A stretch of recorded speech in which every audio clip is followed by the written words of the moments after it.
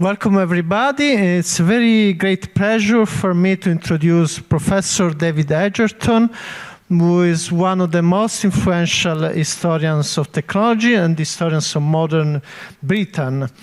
He is now a Hans Rosing Professor of the History of Science and Technology and Professor of Modern British History at the Department of History of King's College, London. He has received various recognitions, among which I would like to mention the 2009 Wilkinson Bernal Medieval Prize Lecture at the Royal Society and the Fellowship of the British Academy. He has written various very important books, which I think they shaped many scholars in British history and the history of technology and science technology. I would like to mention only the most recent one, The Rise and Fall of the British Nation, a 20th Century History, an account which has helped change how contemporary British history is thought about.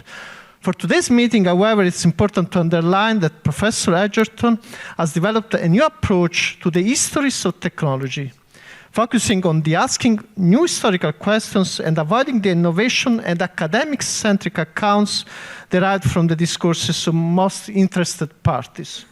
This approach has shaped his fundamental, innovative, and thought-provoking book, The Shock of the Old, Technology and Global History since 1900, that has been translated in various languages, including French, Spanish, Korean, and Chinese. Today's lecture will invite us to reflect on, discuss the challenging views which are developed in this book. Please, the floor is yours. Thank you very much indeed, Roberto. It's a great pleasure and honor to be here in the beautiful city of Turin and this august institution as well. I'm very sorry that I won't be able to address you in Italian. I will continue in English, especially as I have to tell you that I have a grandfather who was born in Italy and emigrated to Argentina, as some people call it, the land of forgetting. And one of the things that was forgotten was perhaps not the Italian language, but a dialect of Italian. So, we are constantly urged to think about the impact of the new on our lives, and particularly of new technologies.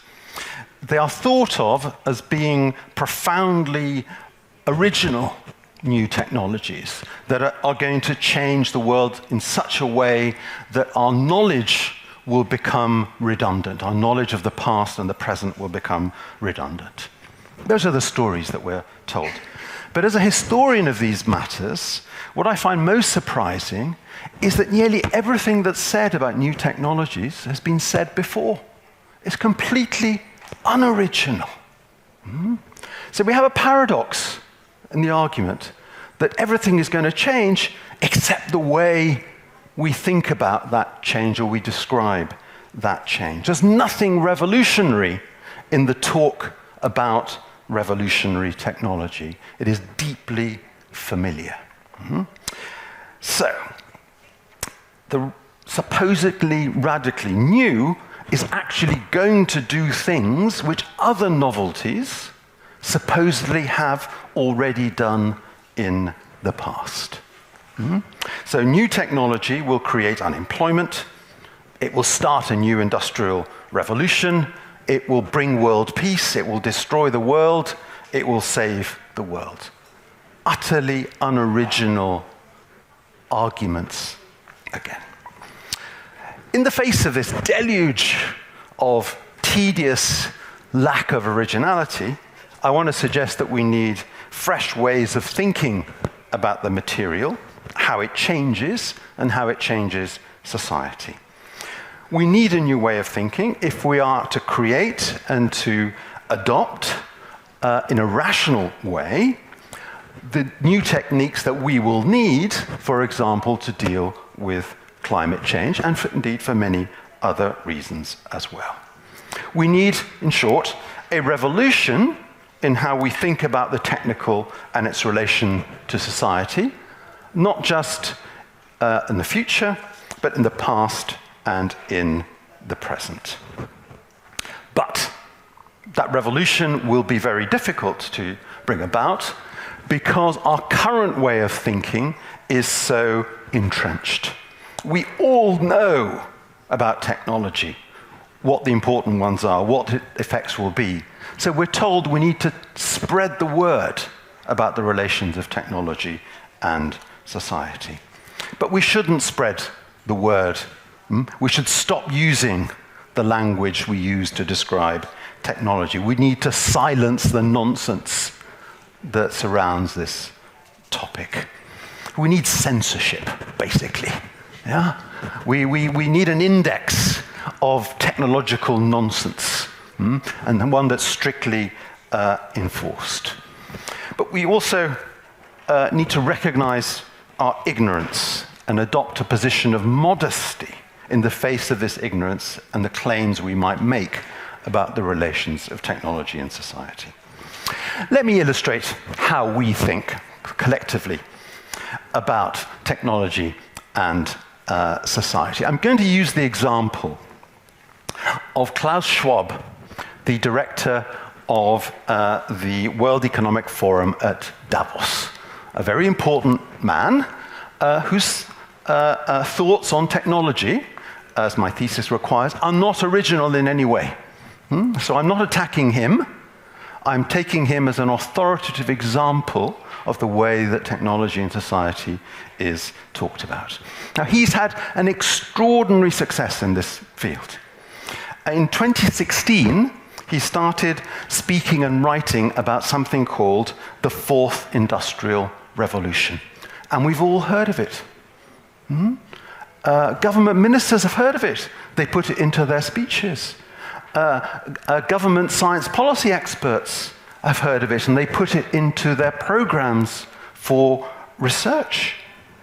We have conferences on the Fourth Industrial Revolution. It's an extraordinary impact this man has had.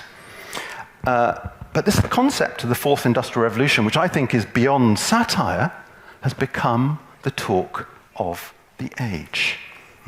It's an exemplary case of the diffusion of particularly unhelpful ways of thinking about technology. As I say, it's not uniquely Schwab's or of a character or uniquely characteristic of Davos man, as he might be called. We find exactly the same argument in academic work. Even in my own field, I will find people talking about fourth industrial revolutions. Now, what did Herr Schwab have to say? Well, like most people writing about the fourth industrial revolution, he had to start with history. And it's extraordinary how powerful history is in this futurological thinking. It's a very special kind of history, as we shall see. I'm going to quote. The first industrial revolution used water and steam to mechanize production. The second used electric power to create mass production. The third used electronics and information technology to automate production. Now a fourth industrial revolution is building on the third, the digital revolution that has been occurring since the middle of the last century. It is characterized by a fusion of technologies that is blurring the lines between the physical, the digital, and biological spheres. All very familiar, isn't it? We've heard it 1,000 times before. He goes on. The speed of current breakthroughs has no historical precedent. None. When compared with previous industrial revolutions, the fourth is evolving at an exponential rather than a linear pace. Moreover, it is disrupting almost every industry in every country. And the breadth and depth of these changes herald the transformation of entire systems of production, management, and governance. Nothing will stay the same. Finally, almost finally, he has an account of the present and how it differs from the past. Already, he says, artificial intelligence, this is the key to the fourth industrial revolution, is all around us, from self-driving cars, like you, I'm sure, arrived in one, did we not? And drones, to virtual assistants and software that translate or invest. Impressive progress has been made in AI in recent years, driven by exponential, that word again, increases in computing power and by the availability of vast amounts of data. Digital fabrication technologies, meanwhile, are interacting with the biological world on a daily basis. I don't know if you knew that. I certainly didn't. Engineers, designers, and architects are combining computational design, additive manufacturing, materials engineering, and synthetic biology to pioneer a symbiosis between microorganisms, our bodies, the products we consume, and even the buildings we inhabit. Wow. Yeah? And he ends with this, that today, ordering a cab or booking a flight or buying a product, making a payment, listening to music, watching a film, or playing a game, any of these can now be done remotely. We have a history of the past, of the present, and an implied history of the future. All very, very familiar. He didn't mention a single technology we haven't heard of. He didn't mention a single effect we wouldn't have guessed. Yeah? And that's the trick. We believe him to be essentially correct, if perhaps a little exaggerated. I want to suggest that he's not correct about really anything. He is just wrong. Now, let's start. Let's just go through these arguments of his that are so familiar, so powerful. Was the first industrial revolution just about water and steam?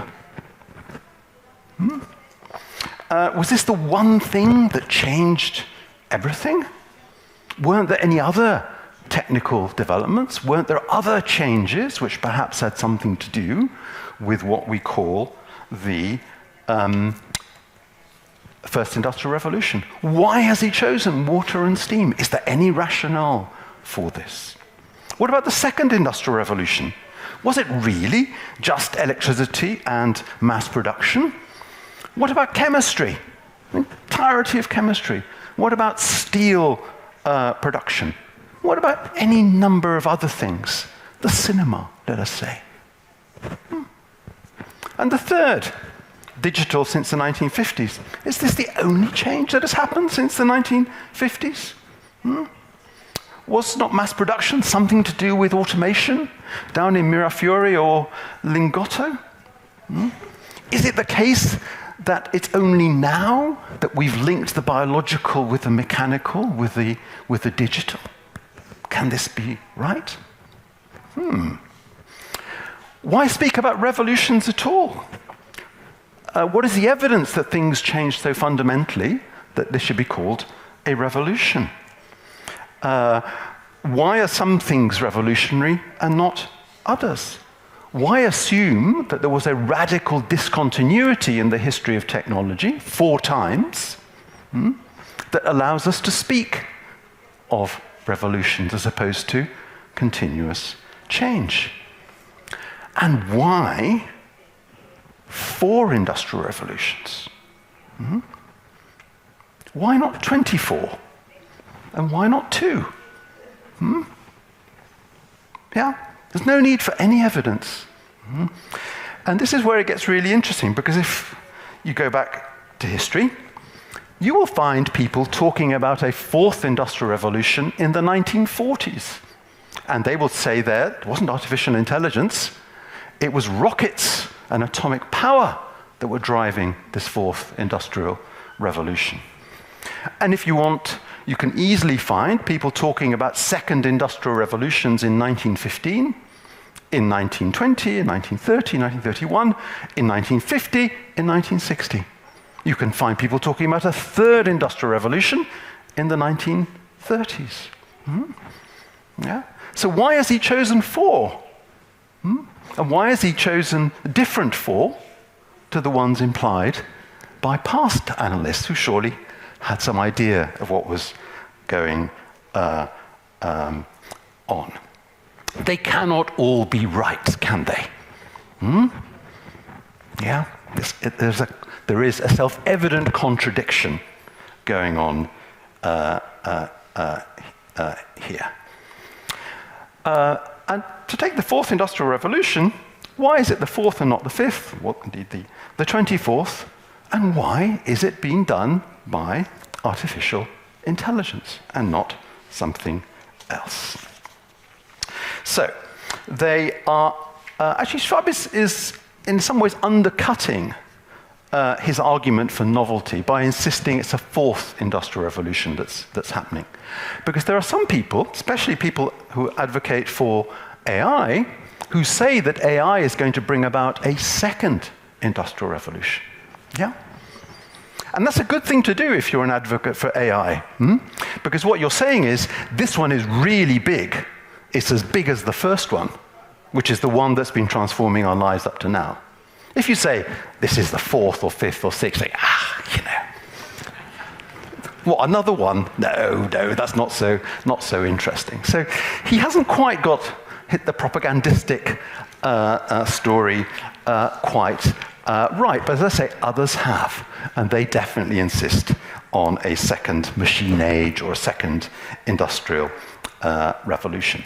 But those people also have the problem of saying, well, it's a second industrial revolution that we're going through, and somebody could potentially come up and say, but hang on, Herr Schwab told us it's the fourth, and other people have said there was a third in the 1930s. So what happened to all those other industrial revolutions that we were promised? Are you telling us none of them happened, and we had to wait for AI? So again, the argument collapses.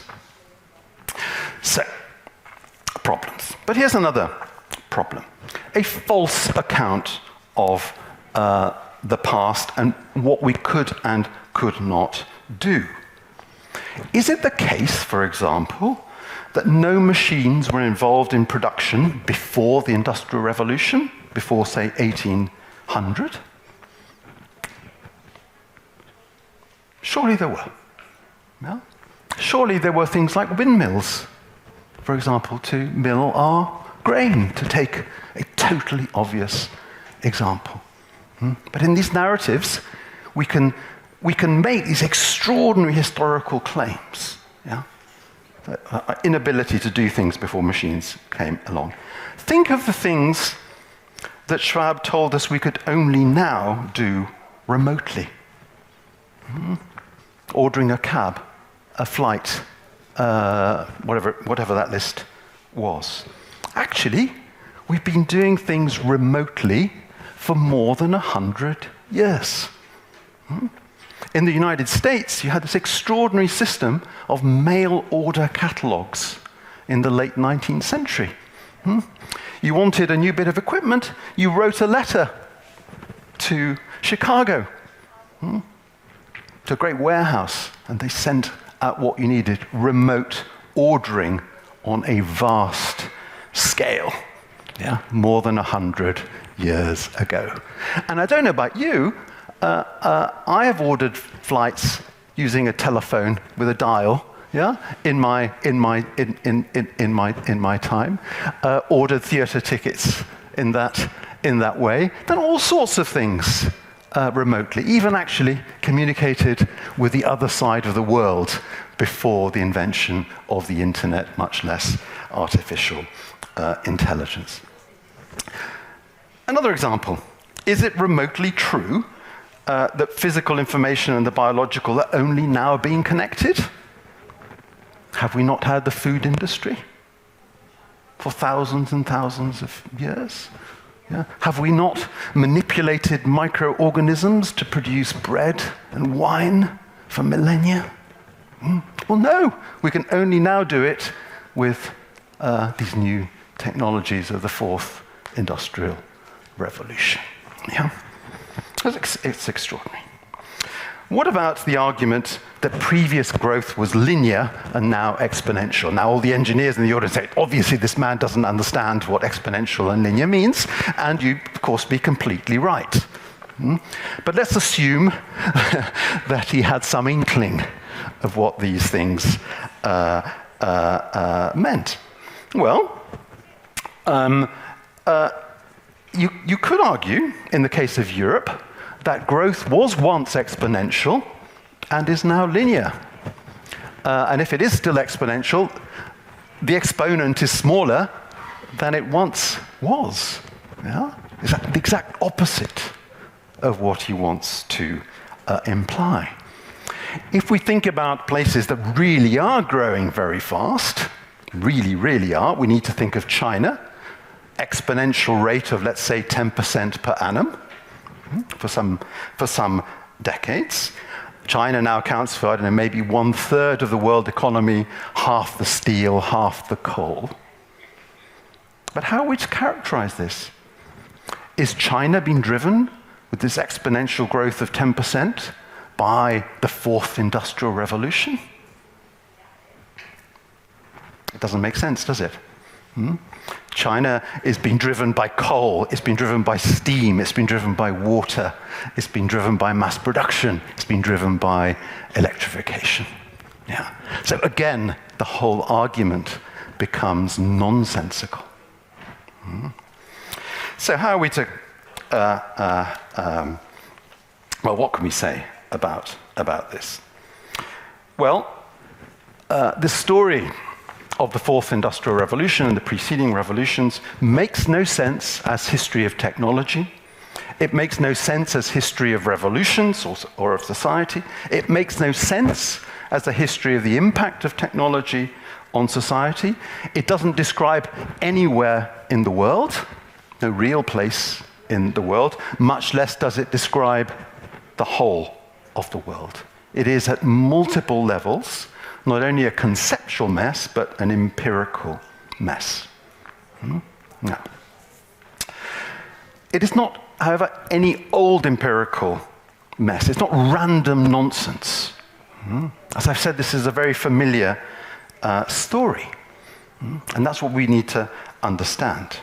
It is a claim about very particular technologies being important, ones which we are very familiar with. It is a claim about discontinuities in technical development that give us revolutions. It's a history of imagined places that we think we know where these revolutions happen, and not a history of the whole world, though it pretends to be a universal history, the history of us all.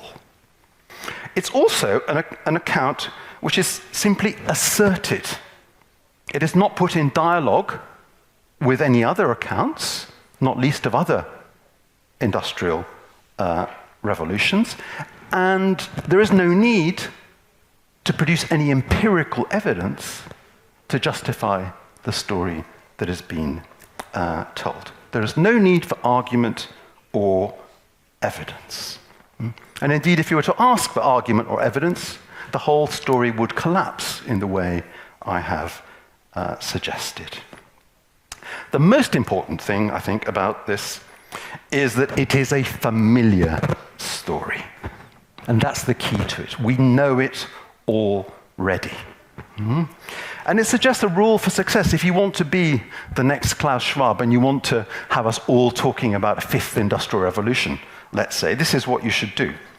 You need to have your account be sufficiently cliched, to be thought authoritative, yet sufficiently different so people think you are being original.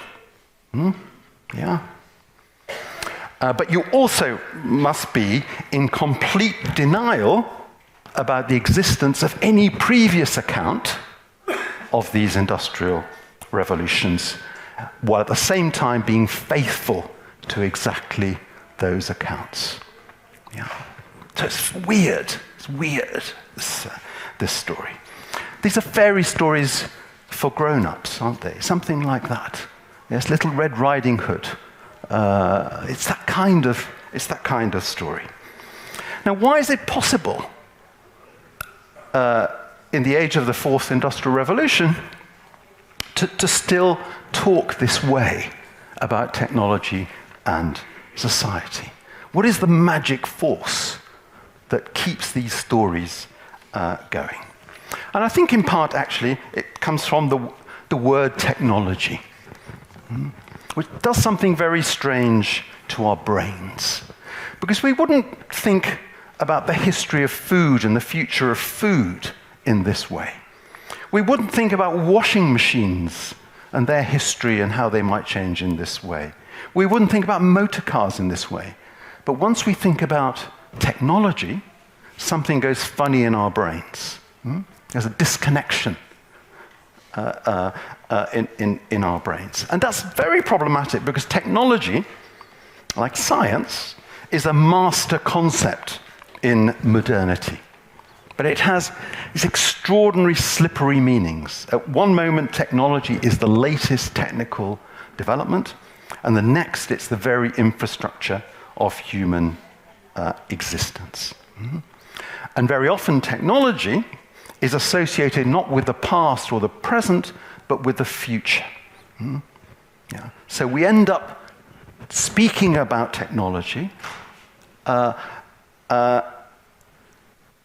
without having to know anything about its present or its past. We can just invent things about its future. So the very term technology, I think, somehow turns us into ignoramuses about the material. Very strange. Now, I suggest that we need to do better than this. Can we get a better account of technology and society? Well, perhaps artificial intelligence could help us here. After all, it would allow us to translate from lots of languages very successfully. It can agglomerate our knowledge and bring out the main arguments that are made. Surely this would be a brilliant use for this new invention, to give us a proper account of technology and society. But if we were to ask ChatGPT and it went around all the written texts on technology and society, what would it tell us? Well, it would tell us exactly pretty much what Klaus Schwab told us. In other words, it wouldn't help at all. It would just reproduce the same problems that we have. Maybe we could have a more sophisticated version, which would look at economic statistics and industrial statistics and things like that. Could that produce a decent picture of the relations of technology and society? Actually, I think not. But imagine a really clever AI program with a vast new data source that tracked every molecule in the world, shall we say. And then artificial intelligence could give us an account of the material constitution of our world and how it's changing, and perhaps even how it's affecting society. But the point is, we are nowhere near having either that statistical capability, of course, obviously, nor do we have the interpretive capability of doing that. But we have an alternative. Instead of waiting for the data or waiting for AI, we can use our human intelligence and our existing knowledge to produce a picture radically better than that produced by the tech gurus and Davos. Now, what would we need in order to do this? Well, first of all, a history of all inventions and all innovations. You might think we have that, but we don't. We have a history of a tiny number of inventions that we take to be important and successful. But having a proper history of invention would be marvelous. And it would be a very interesting history, because it would be largely a history of failure, not a history of success. 90% of patents are not exploited, to give one very poor measure. We could check if there are radical discontinuities in invention over time. It would become an empirical question, interesting empirical question. And indeed, we'd also realize that we have to reject most technologies, and that humanity has, in fact, over time, certainly in the recent past rejected most of the new technologies that have been on offer. If we hadn't done that, we'd be inundated with lots of different things to sit on, lots of different forms of transportation. The world would be a complete mess which we couldn't navigate.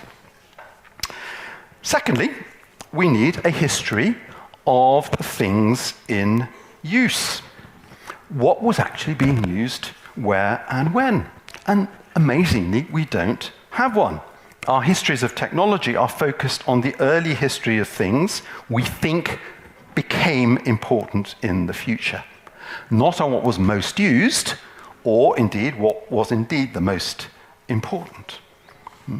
So our histories of technology would place the motor car in the so-called Second Industrial Revolution, the beginning of the 20th century. But of course, we are today, perhaps not in Turin itself in terms of production, living in the great age of the motor car. There are more cars being produced today than ever before in world history. It's completely obvious.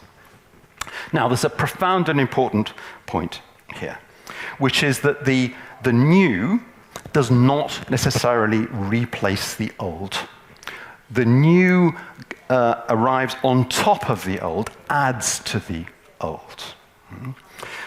And it's in symbiosis with the old. And I want to take an example from a brilliant new book by my former colleague, Jean-Baptiste Frézos. He points out that we're constantly told that we need to transition from fossil fuels to renewable forms of energy, and that such transitions have happened in the past. We just have to do the same thing again. We have to shift from wood to coal again, or from coal to oil, or from oil to something else. But Frézos points out that the consumption of wood, the consumption of coal, and the consumption of oil all continue to increase. There has been no transition from wood or from coal or from oil. None. It has not happened ever, except in particular regimes like electricity generation. Of course it happens, but at the level of the world as a whole, it has not happened. Shares changed, but absolute amounts continue to increase. We have to hope that we are approaching peak oil and peak coal, but we are not there yet, probably. More than this, he points out that coal production required wood, timber. Indeed, that oil production required wooden barrels. And then it required steel pipes. Steel pipes required coal. Coal required wood.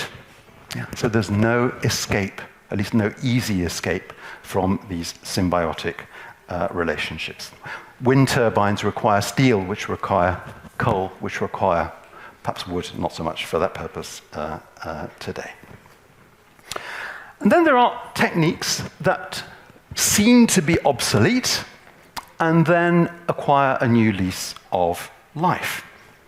There are more passenger ships, or places for passengers on ships today than ever before in world history.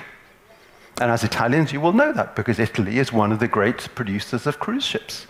But imagine if Italy had had a very futuristic minister of industry in the 1970s, and somebody came to him and said, "Minister, we've got a brilliant idea. The future is going to involve lots more sea travel.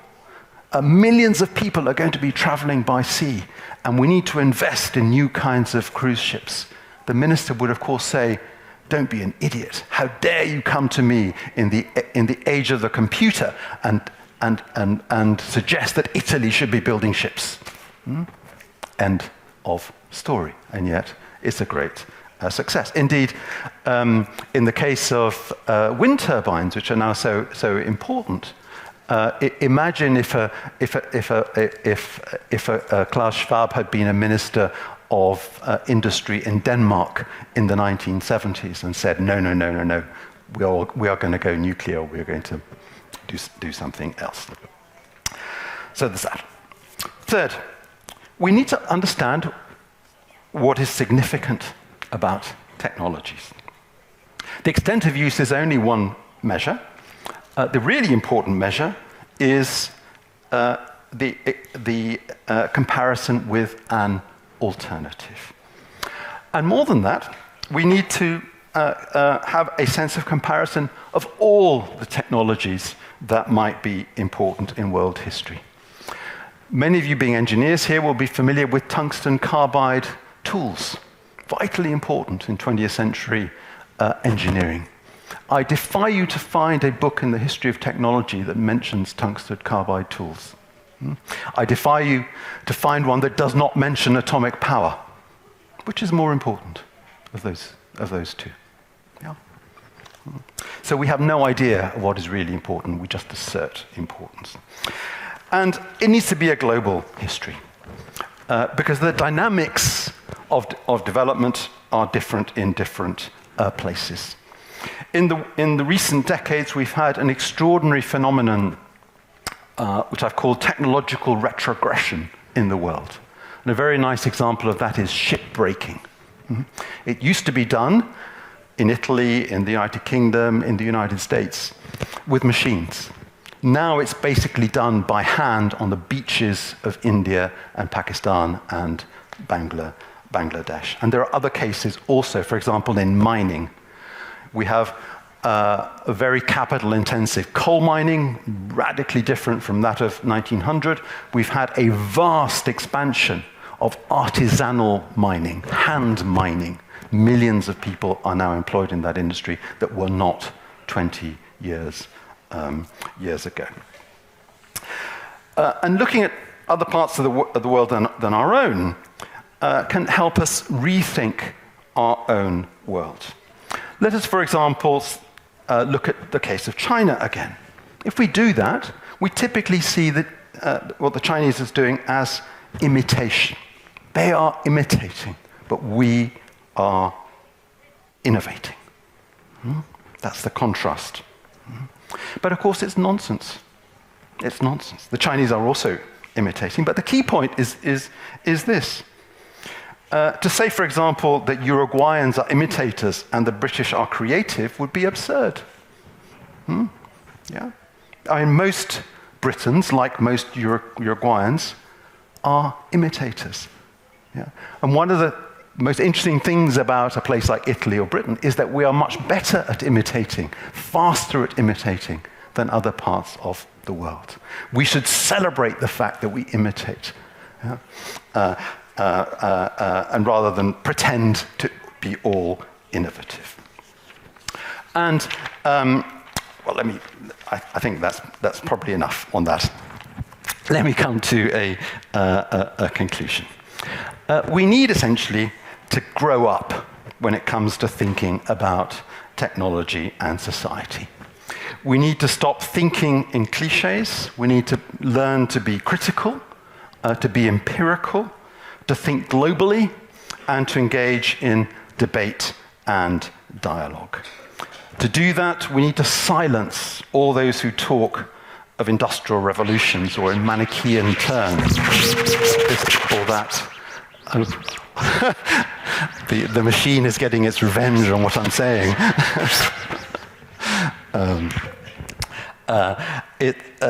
Now that would be very difficult, because the bad old stories are wired into our brains. They're wired into our brains because we take those stories to be our knowledge.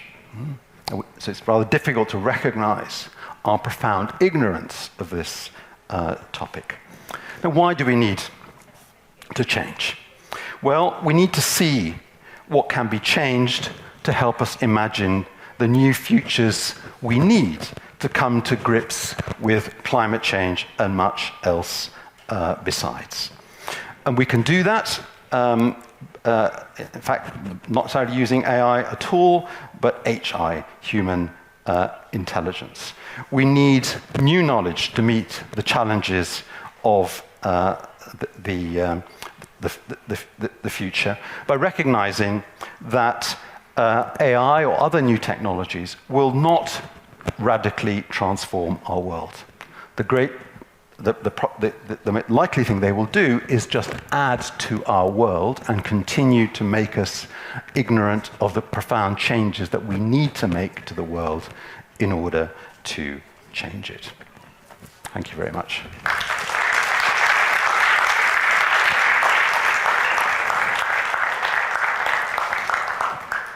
Thank you very much.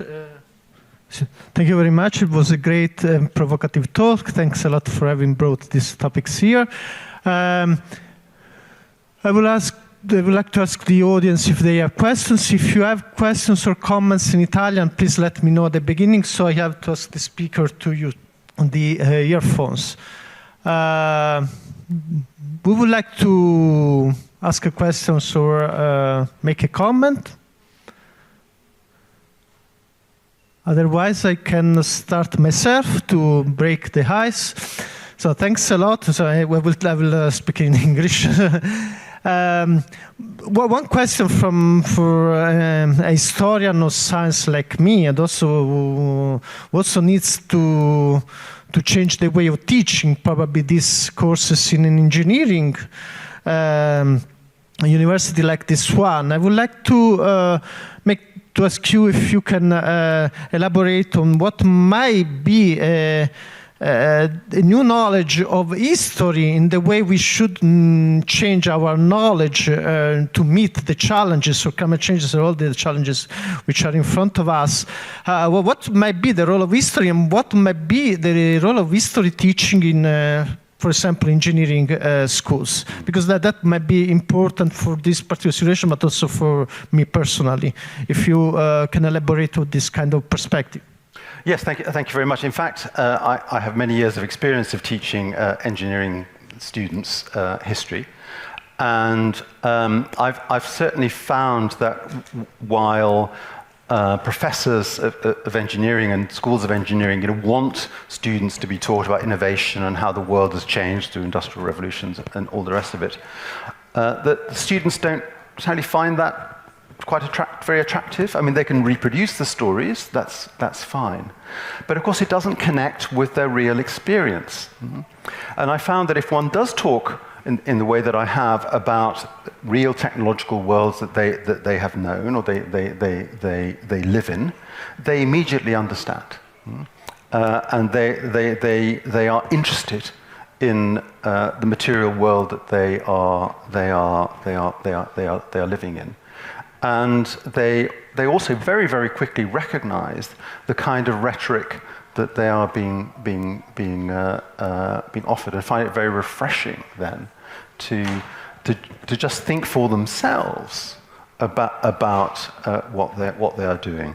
Another example related example would be this: engineers are now told that they are going to be creators or innovators or something like that. By implication, working in research and development, I suppose.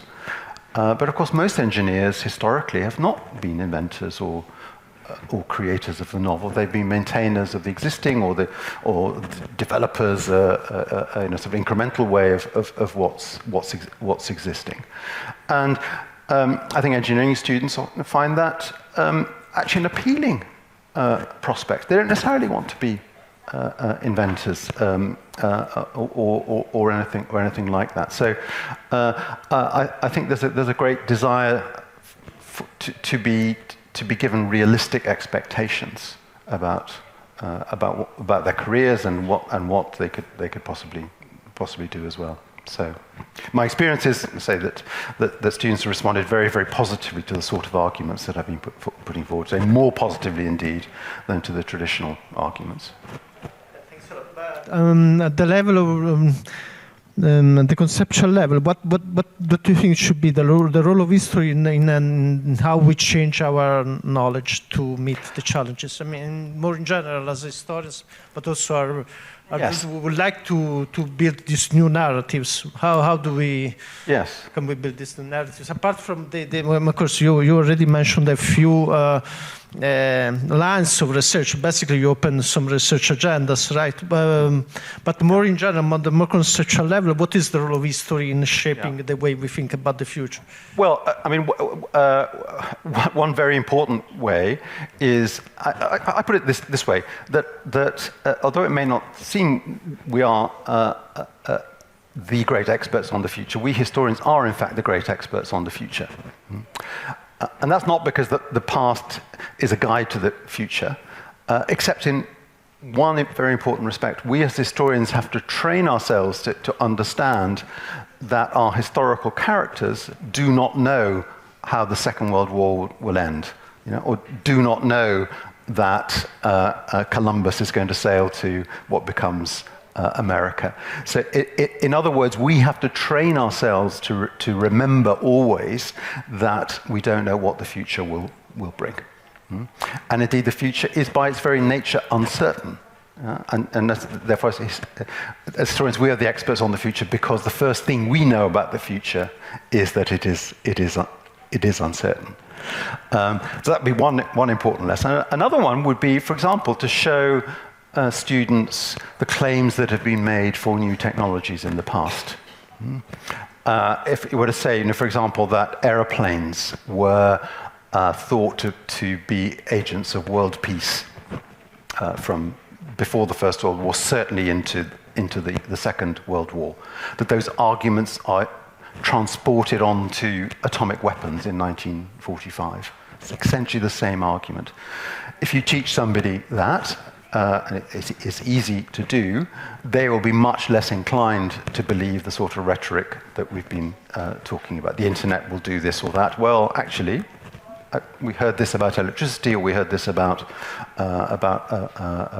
radio. So I think actually history can be an extraordinarily powerful tool for opening the eyes of engineers and indeed others to the kind of realities of the world and indeed the realities of the future, but not the standard kind of history that's taught, evidently. Yeah. Thanks a lot. So, is somebody helping me with the? Okay, thanks. So, will you talk in Italian or in English? English. Oh, okay. Thanks.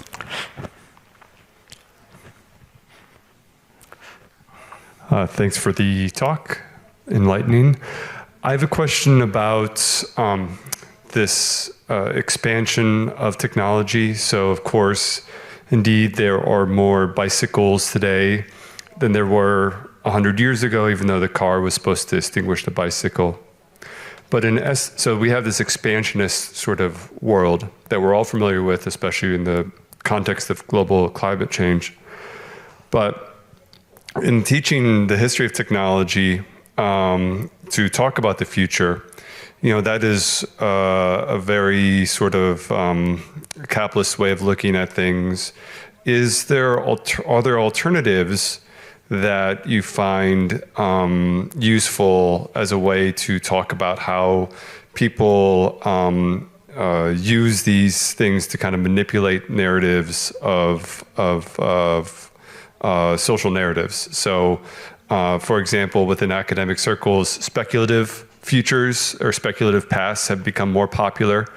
We have this example of the fact that things keep expanding. But what about the fact that certain technologies do get replaced, like, say, the telegraph or something? Are these sort of instruments to teach people more about a deeper critical nature of technology? Yes, I think there's an important task there. I would first want to insist, actually, that just telling some straight empirical stories in themselves provide critique. But to take up your point, yes, I think it is important, but maybe only for really advanced students, to understand the ways in which technology is invoked to prevent choice being made. there's one best way of doing things, and we better do it that way. How to counter that? Well, I think you look at different places in the world. You look at the politics of the 20th century and how different sorts of political regimes have dealt with the question of technology. One looks at all sorts of critical traditions around technology. Though there I have to say that one of the problems with the critical traditions of technology is that they often invert the kinds of stories that promoters tell. So it's not that airplanes are going to be good; it's that airplanes are going to be bad. Yeah?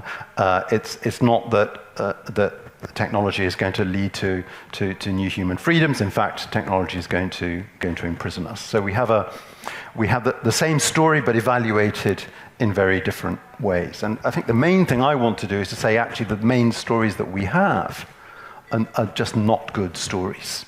Yeah, so we need to start somewhere else when we evaluate, perhaps when we moralize. In fact, I think we are too ready to moralize around technology, and that's partly from a belief of the sort of discussed, which is that technology is only now becoming important in some real way. So only now do we face these moral challenges. And I say, well, actually, we've lived with all these things for a very long time. Not always well, of course, but we have, and we can learn from that. Thanks a lot. Are there other? Sorry, in Italian or Italiano? Can you? Yep.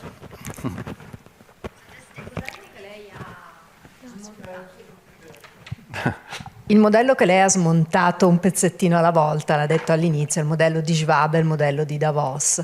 Che possibilità ha una via intellettuale come quella da lei proposta di smontare davvero una narrazione che chiaramente ha dietro un interesse, un potere diverso? Well, if my observations are correct, very, very little. Yeah? Because what I'm describing is the extraordinary power of these concepts. On the other hand, I think there are some simple tricks, like not using the word technology. And if we start talking about cars or washing machines or wood or steel or computers, we can and do have a more intelligent discussion about the things in the world and how they affect us. So if I were world dictator, the first thing I would do is to ban the word technology, and probably science as well. And with that, I'd raise the IQ of the human population by at least 10 percentage points. Thanks a lot. There is time for one last question. Sorry, there was this sentence before. Let's see if we can have 5 minutes more. But yeah, we start with the I don't know the name. Are you speaking in English, right? Well, the second one, it will be in Italian. Okay, so maybe we can have these two, and then I'm sorry, why we have to give time to change the room. Thanks a lot for the talk. Yeah, I wanted to ask, so of course, a lot of these fears about technology have been repeating. At the same time, like today, we have some real danger like climate change, evidence-based danger. So we have the problem of these narratives of fear that are repeating, but then there is a different situation. How can we so communicate in better ways to raise attention and on climate change? That's a very interesting point, because we've got used to these fear-mongering stories about AI today and lots of airplanes, atomic power, lots of things in the past. So when we think about technology, we know we're going to hear those sorts of stories, and we are unlikely to take them seriously. So yes, I think there is a very important problem about fear mongering there. I think the answer is politics. This is one of the great political issues of our time, and you have to mobilize people in a deep way. It's not a question of propaganda. It's not a question of fear-mongering. It's a question of getting people to understand that we can change our world, and that we need to do that as well. But I recognize that it is a real challenge, because our culture has increasingly become less amenable to rational political discourse, which I think is absolutely fundamental to this problem. Yeah. There is time for one last question that I think would be in Italian. Italian, yeah. Mine is a question on the narrative, on Schwab's narrative, or what Schwab says and the way you've contested it. First of all, I have a feeling that Schwab analyzes. By the way, mine is a philosophical kind of question, because that's what I study. But I think that in Schwab, we don't find... there's a terminological issue, because I would replace technology with a technique, or the technique as Gestalt, as Heidegger meant it, or as the ancient Greeks meant it. The relationship of humankind with nature, because if we look at it that way, then there are millions of technical advancements. And then from an historical perspective, I think that Schwab completely eliminates and ignores and removes from this narrative a structuralist or post-structuralist perspective. And namely looking at progress as something that is objective, and he completely ignores the issue of the subject, the fact that there is a subject that sees in different times, different things. I don't know whether this is the current or dominating narrative, but I think it is something that is very dangerous, or I don't think it's really the best if we want to think of progress, because if we mean progress, if we think that progress is objective and we just remove subjectivity, that's a problem. And when there's a phenomenon in phenomenological terms, we always need a transcendental subject that looks at the phenomenon. So thinking of progress that is not made by human people, if we remove the relationship between human beings and technique, well, I believe it could be very dangerous. Yes, we agree, and it is indeed very dangerous. And I think it's a very important reminder that while we in the university might have a particular sense of the development of different intellectual approaches to the human condition and to nature and all these things, the story for the elites out there may be a very different one. Yeah, and I think we also need to recognise that the possibility of systematic kind of degradation in the quality of political reflection on the realities of our times. So I think we need to find ways to analyse this kind of talk, and I don't think we can do that through the usual ways in which we understand intellectual history. But I agree with the sentiments you've expressed wholeheartedly. Thank you very much. This helped me thank the speaker again. Thanks for coming here.